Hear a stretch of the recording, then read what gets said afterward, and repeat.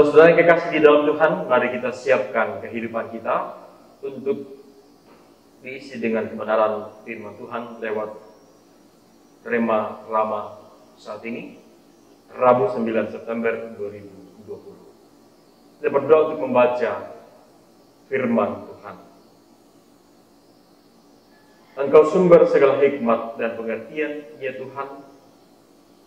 Sebab itu kami terus datang memohon hikmat dan pengertian itu melalui tuntunan Roh Kudus. Firman-Mu akan kami baca, dengar dan renungkan bersama-sama. Biarlah Roh Kudus mau menjelaskan maksud firman itu dalam kehidupan kami. Urapi hamba-Mu untuk menyampaikan firman ini. Sebab pada diri hamba-Mu tidak ada kemampuan untuk berkata-kata tanpa hikmat dan tuntunan Roh Kudus. Di dalam nama Tuhan Yesus, kami datang berdoa dan mengucap syukur kepada-Mu. Amin. Lukas pasal 9, ayat 18 sampai ayat yang ke-27. Pengakuan Petrus. Pada suatu kali ketika Yesus berdoa seorang diri, datanglah murid-muridnya kepadanya. Lalu dia bertanya kepada mereka, kata orang banyak, siapakah aku ini? Jawab mereka, Yohanes Pembaptis. Ada juga yang mengatakan Elia. Ada pula yang mengatakan bahwa seorang dari nabi-nabi dahulu telah bangkit.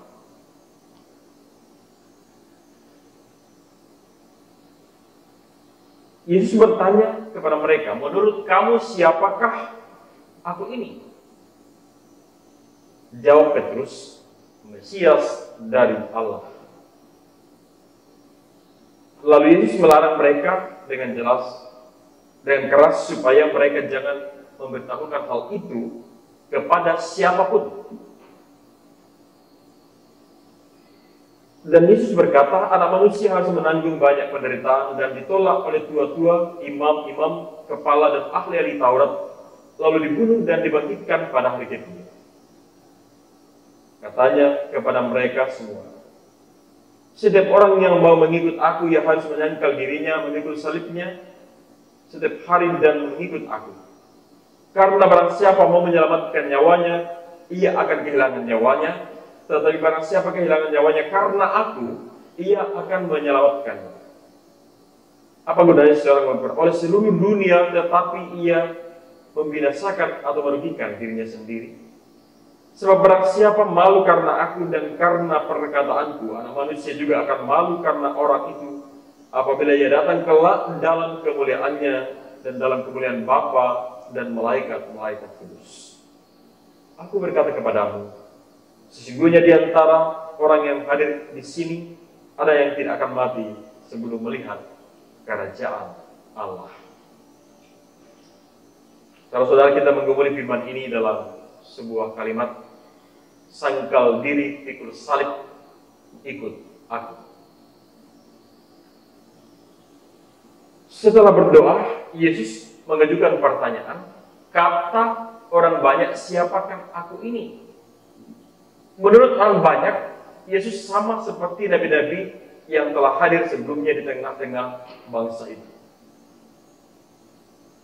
Namun mengapa Yesus menanyakan hal ini? Itu sebuah pertanyaan. Apakah karena dia ingin tahu? Bukan demikian. Pertanyaan ini merupakan jalan untuk masuk ke pertanyaan berikutnya yang lebih penting lagi. Lalu pertanyaan itu diajukan kepada para murid. Menurut kamu siapakah aku ini? Melalui pertanyaan ini, Yesus ingin mengetahui apakah murid-murid memahami jati dirinya. Pengakuan Petrus bahwa engkau adalah Mesias dari Allah menunjukkan bahwa Yesus bukan hanya Nabi yang menyatakan kehendak Allah. Yesus selalu menjelaskan maksud kedatangannya ke dunia, yakni menderita, ditolak, dibunuh, dan dibangkitkan pada hari yang ketiga.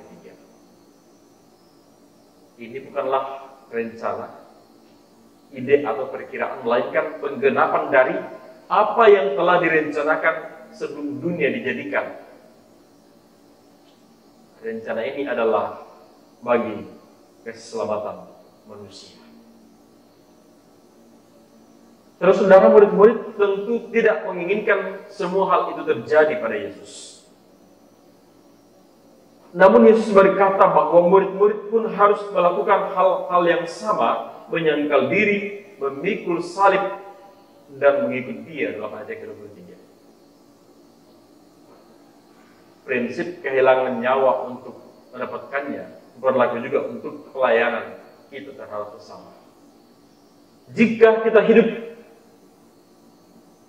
untuk diri kita sendiri dan tidak pernah memikirkan orang lain, kita akan mengalami kekosongan jiwa.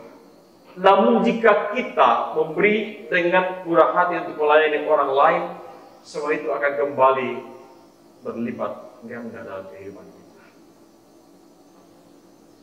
Saudara-saudara, meskipun sulit dan pahit, kita harus bersedia memikul salib tiap-tiap hari dan mengikut Kristus. Jalanilah kehidupan kekristenan kita dengan melihat betapa singkatnya hidup dan betapa tidak berartinya segala sesuatu yang ada di dunia ini bila dilihat dari kacamata kekekalan. Ingatlah bahwa suatu saat ketika hari penghakiman tiba, kita akan menghadap tahta pengadilan Kristus. Maka sangkal diri, pikul salib, dan ikut Yesus kiranya mewarnai kehidupan kita setiap hari dalam berbagai aspek kehidupan ini. Roh Kudus kiranya menuntun dan memampukan kita. Haleluya. Amin.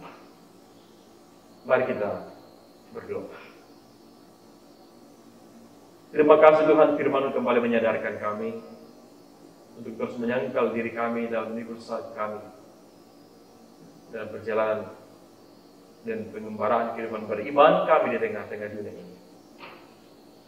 Kami hanya mampu ketika Roh Kudus menolong kami.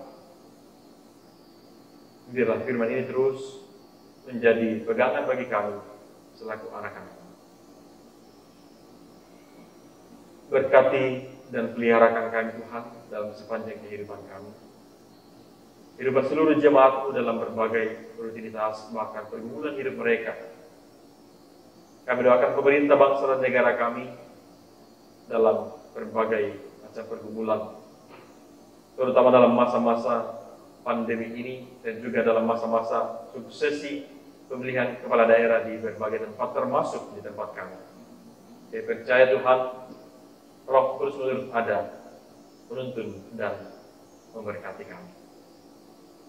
Peliharakan kami malam ini, juga orang-orang yang kami kasihi, bahkan setiap jemaat, hingga kami terus berada dalam hadirat Tuhan. Ampuni salah dan dosa kami Tuhan, di dalam nama Tuhan Yesus kami berdoa dan mengucap syukur kepada-Mu. Amin. Demikian renungan kita malam ini. Tuhan Yesus, Kepala Gereja, memberkati kita. Selamat malam.